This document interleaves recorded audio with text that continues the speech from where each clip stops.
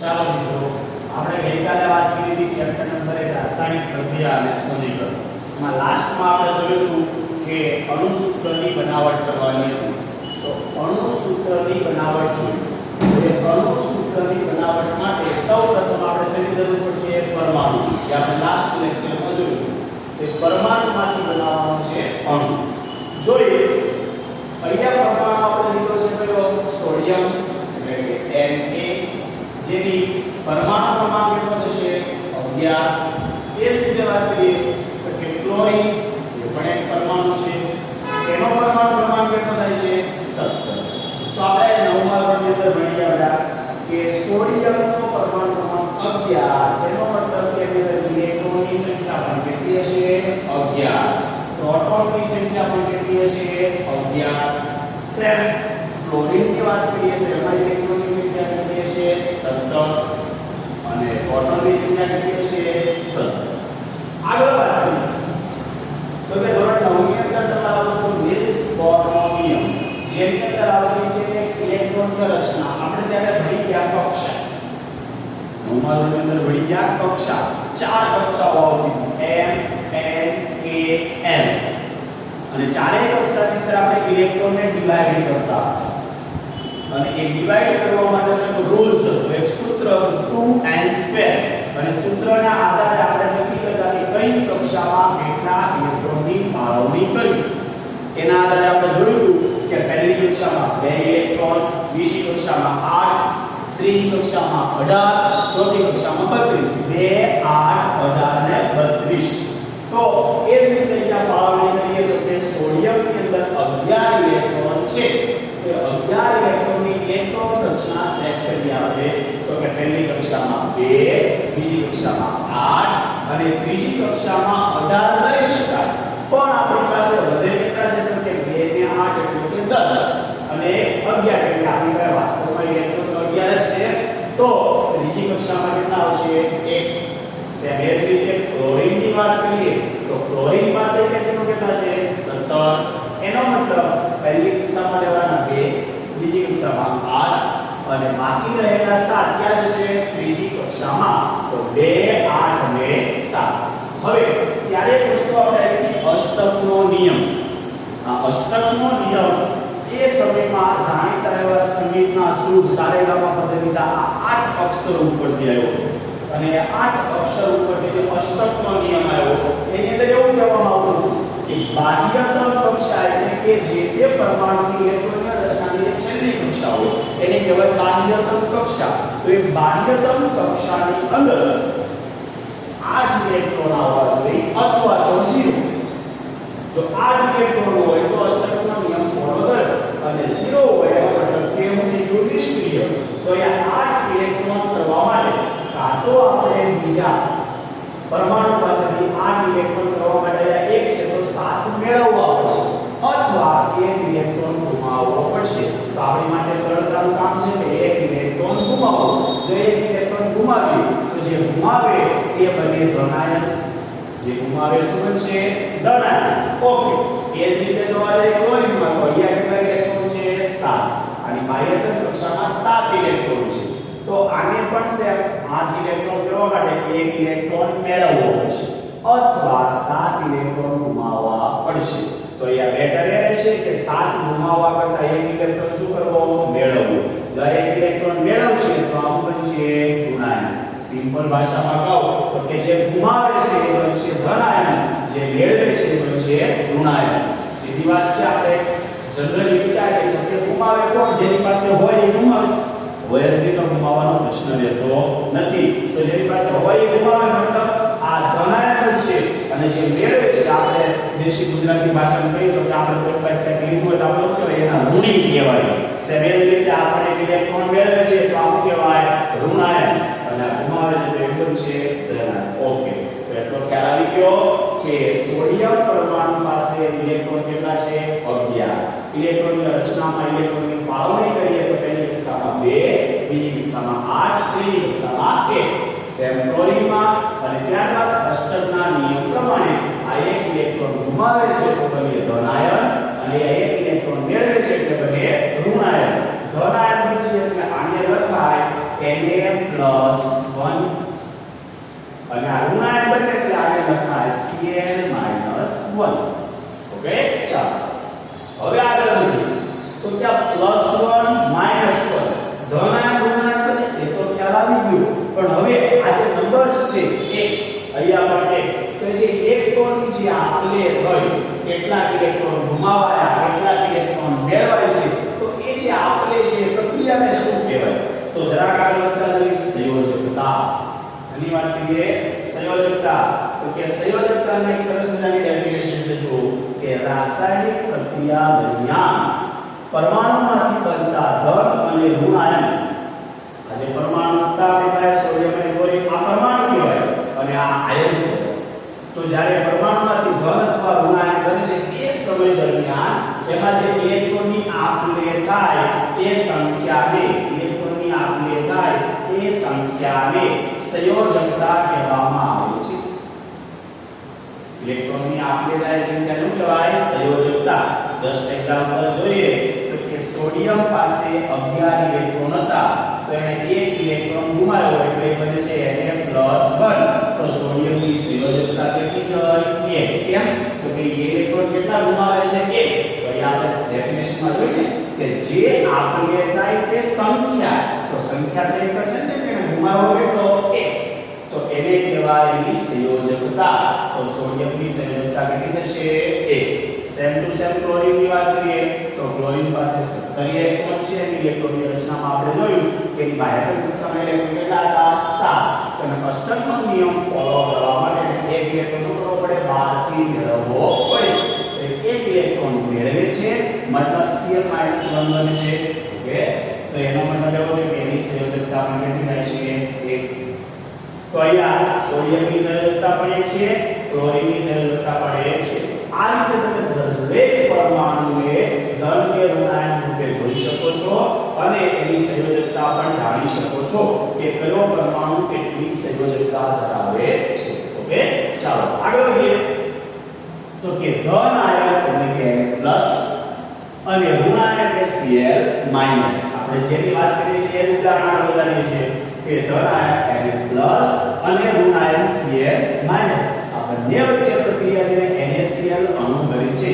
Generally આપણને ખ્યાલ જ છે કે પરમાણુ ભેગા થઈને અણુ બનાવે, એક કરતા વધારે પરમાણુ ભેગા થઈને અણુ બનાવે. એ અણુ ભેગા થઈને એમાંથી તત્વ, સંયોજન, નવા નવા પદાર્થો બનતા હોય છે. જોઈએ તો અહીંયા Na+Cl- એટલે બને NaCl. ઓકે, ત્યાર પછી જોઈએ તો કે બંને આયનોની સંયોજકતાના આધારે અણુસૂત્ર બનાવો. એટલે ત્યાં અણુસૂત્ર તો ખ્યાલ આવી ગયો કે ભાઈ ધન આયન અને ઋણાયન વચ્ચે પ્રક્રિયા થઈને NaCl બને છે, પણ એની અંદર અહીંયા તો બંનેની સંયોજકતા તો સરખી હતી 1 1. એટલે કો વાંધો ન આવ્યો, પણ જ્યારે સંયોજકતા અલગ અલગ હોય ત્યારે એ સંયોજકતા પણ આ અણુસૂત્ર બનાવવામાં ખૂબ મહત્વનો ભાગ ભજવે છે. જેમ કે ઉદાહરણ તરીકે સોડિયમ સંયોજકતા 1, ક્લોરીન એની સંયોજકતા 1. હવે જરા જોઈએ તો કે ગણિતની ભાષામાં આપણે ગણિતની અંદર આવે છે વિકર્ણ. તો એ ગણિતની ભાષામાં જે વિકર્ણ આવે છે એ વિકર્ણના નિયમ પ્રમાણે જોવા જઈએ તો કે આની સંયોજકતા આને લાગુ પડશે અને આની સંયોજકતા આને લાગુ પડશે. તો સૂત્ર કંઈક આવું બને Na1Cl1. શું બનશે? Na1Cl1. પણ એક ને ન દર્શાવે તો પણ ચાલે, તમે ઇગ્નોર કરતા બનશે NaCl. શું બનશે? NaCl. જસ્ટ એક્ઝામ્પલ બીજું લઈએ તો કે Mg એટલે કે મેગ્નેશિયમ. નેક્સ્ટ લેક્ચરની અંદર આપણે જોઈશું કે આ મેગ્નેશિયમ છે એમાં પણ સેમ આ જ રીતે તમે ફોલો કરવા જશો તો ઇલેક્ટ્રોનની રચના કેવી બનશે? તો કે 2 8 2. કેમ? તો કે ઇલેક્ટ્રોન કેટલા છે? 12. તો 2 8 2. તો કેટલા ઇલેક્ટ્રોન ગુમાવે? 2. તો અહીંયા બનશે એની સંયોજકતા કેટલી છે? 2. આપણે યાદ કર્યું ને જેટલા ઇલેક્ટ્રોનની આપલે કરે એવું કહેવાય એની સંયોજકતા. તો સેમ મેગ્નેશિયમ તો 2 ઇલેક્ટ્રોન ગુમાવે છે તો એની સંયોજકતા કેટલી થાય? 2. એ જ રીતે વાત કરીએ ક્લોરીન. તો ક્લોરીનની સંયોજકતા 1. એ તો જોયું ને આપણે. ઓકે, ચાલો તો હવે અહીંયા વિકર્ણનો નિયમ ફોલો કરાવીએ તો 1 લાગુ પડશે આને, 2 લાગુ પડશે આને. તો સૂત્ર બને Mg1 ઓકે Cl2. રેડી? ચાલો Mg1Cl2 તો અહીંયા 1 ને ઇગ્નોર કરીએ તો MgCl2 આવું સૂત્ર બને છે. તો ખ્યાલ આવી ગયો કે પરમાણુમાંથી અણુ સૂત્ર કઈ રીતે બને છે. ઓકે, પહેલા આપણે જરૂરિયાત શું પડશે? ધન આયન, ઋણ આયન, ત્યાર પછી એની સંયોજકતા અને પછી આ નિયમ પ્રમાણે એનું સૂત્ર બનાવવામાં આવે છે. ચાલો આગળ વધીએ. તો કે હવે સૂત્ર તો આપણને બનાવતા આવડી ગયું. દરેક પરમાણુ છે એને આ રીતે આપણે ધન અને ઋણ આયન કરી લઈશું. એના આધારે સંયોજકતા ખબર પડી જાય. આ નિયમ ફોલો કરાવશો કે સૂત્ર મળી જશે. સૂત્ર તો મળી ગયું, પણ હવે વાત છે એના નામની. કે અણુ સૂત્ર તો બની ગયું, પણ હવે એનું નામ શું રાખવું? અથવા તો આપણે ઘણા ટાઈપથી બોલતા આવે છે સોડિયમ ક્લોરાઇડ, NaCl મીઠું. પણ આપણને આજ સુધી એ નથી ખબર હોતી બેટા કે આ NaCl સોડિયમ ક્લોરાઇડ છે તો એ સોડિયમ ક્લોરાઇડ નામ ક્યાંથી આવ્યું, કેવી રીતે આવ્યું, એ કોઈ વસ્તુનો ખ્યાલ હોતો નથી. તો જોઈએ જરા કે નજર કરીએ કે અહીંયા અણુ સૂત્રની બનાવટ વિશેના નામકરણની વાત કરીએ તો એ નામ આપનાર એક સંસ્થા છે જેનું નામ છે IUPAC. એ સંસ્થાનું નામ શું છે? IUPAC. આ international union pure and applied chemistry નામની જે સંસ્થા છે, IUPAC સંસ્થા છે, એ સંસ્થા આખા વર્લ્ડ, આખા વિશ્વની અંદર આ દરેક પરમાણુને લગતા જે કાંઈ નિયમો છે એના નામકરણ, એના સૂત્રની બનાવટ, એ નિયમો આ સંસ્થા દ્વારા બહાર પાડવામાં આવે છે. જે આખા વિશ્વની અંદર એ પ્રકારે, ચાહે તમે ભારતમાં ભણો, અમેરિકામાં ભણો કે જાપાનમાં ભણો, એના નિયમો બદલાતા નથી. માત્ર ને માત્ર એની લેંગ્વેજ, એની ભાષા બદલાતી હોય છે. તો આ IUPAC નામની જે સંસ્થા છે, ઘણીવાર પરીક્ષાની અંદર આવતું છે બેટા કે એનું ફૂલ ફોર્મ IMP પ્રશ્ન છે, ઘણીવાર પરીક્ષાની અંદર આવતું છે કે ભાઈ IUPAC નું ફૂલ ફોર્મ આપો. તો આપણે આવડવું જોઈએ international union pure and applied chemistry. એ સંસ્થા દ્વારા આ 3 નિયમોની આપણે ચર્ચા કરીશું કે જેના દ્વારા સરળતાથી આપણને અણુ સૂત્રનું નામ આવે. જોઈએ પહેલો નિયમ, ધન આયનનું નામ જે હોય તે જ રાખવું. ધન આયનનું નામ જે હોય તે જ રાખવું, એમાં કોઈ પણ પ્રકારનો ફેરફાર કરવાનો થતો નથી. ઋણ આયનના નામ પાછળ આયન પ્રત્યય લગાવવાનો. ઋણ આયનના નામ પાછળ લગાવવાનો આયન પ્રત્યય. તમને ખ્યાલ હોય તો ગુજરાતીમાં પ્રત્યયને પરોક્ષ અથવા પૂર્વક લગાવો, પ્રત્યય લગાવો, આવું બધું આપણે જોઈશું. તો આ પ્રત્યય લગાવવાનો મતલબ એના નામની પાછળ આયન ઉમેરવાનું હોય છે. તો અહીંયા ત્રીજો નિયમ કઈ, ધન આયન હંમેશા ક્યાં લેવાનો? પ્રથમ, અને ઋણ આયન ક્યાં લેવાનો? દ્વિતીય. એક ઉદાહરણ, એક એક્ઝામ્પલ જોઈએ. NaCl, તો Na ધન આયન છે ને, જોયું ને? Na શું છે? ધન આયન. તો અહીંયા ધન આયનના નામમાં કાઈ કરવાનું નથી નિયમ પ્રમાણે. તો Na નું નામ જ નિયમ જ, Na એટલે કે સોડિયમ. તો લખી દીધું સોડિયમ, એમાં કોઈ પણ પ્રકારનો ચેન્જ કરવાનો નથી. વાત રહી બીજી કે ઋણ આયનના નામમાં આયન પ્રત્યય લગાવવાનો, તો Cl ઋણ છે ને, જોયું આપણે કે Cl શું છે? ઋણ આયન. તો ઋણ આયનના નામમાં શું કરવાનું છે? આયન પ્રત્યય લગાવવાનો છે. કઈ રીતે? તો Cl એટલે શું કહેવાય? ક્લોરીન. અને આપણે આયન પ્રત્યય લગાવીએ તો ક્લોરીન વત્તા આયન, સંધિ જોડો.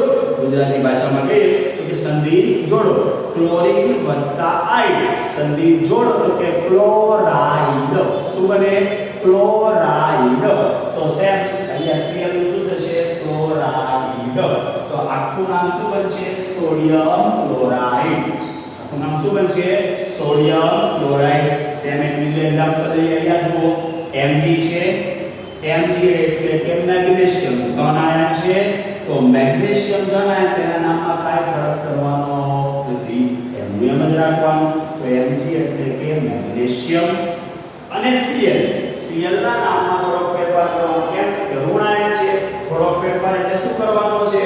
તો કે એના નામની પાછળ આયન પ્રત્યય લગાવવાનો. તો ક્લોરીન વત્તા આયન, ક્લોરાઇડ. તો શું બનશે? Magnesium chloride. જેમ અહીંયા ભાઈ સોડિયમ ક્લોરાઇડ, અહીંયા શું બનશે? Magnesium chloride. ઓકે, ખ્યાલ આવી ગયો? ચાલો, તો આ લેક્ચરમાં અહીંયા સુધી રાખીએ. બાકીનું નેક્સ્ટ લેક્ચરમાં જોઈશું. આજનો હોમવર્ક જોઈ લો. તો કે હોમવર્કની અંદર 1 થી 30 પરમાણુની સંયોજકતા મેળવી તેના ધન આયન અને ઋણ આયન નક્કી કરવાના છે. જેમ આપણે આ મેળવ્યા સોડિયમ અને ક્લોરીનની ધન છે કે ઋણ છે નક્કી કરીને એની સંયોજકતા, એ રીતે 1 થી 30 પરમાણુની સંયોજકતા મેળવવાની અને એના ધન અને ઋણ આયન નક્કી કરવાના છે. ત્યારબાદ 1 થી 30 પરમાણુના ક્રમાંક, સંજ્ઞા અને નામ, જે લાસ્ટ લેક્ચરમાં આપણે વાત કરેલી એ વ્યવસ્થિત કમ્પ્લીટ મોડેલ કરવાના છે. કેમ કે મિત્રો જ્યાં સુધી તમને આ ક્રમાંક, સંજ્ઞા અને નામનું મોડેલ નહીં થાય ત્યાં સુધી તમને આ ધન આયન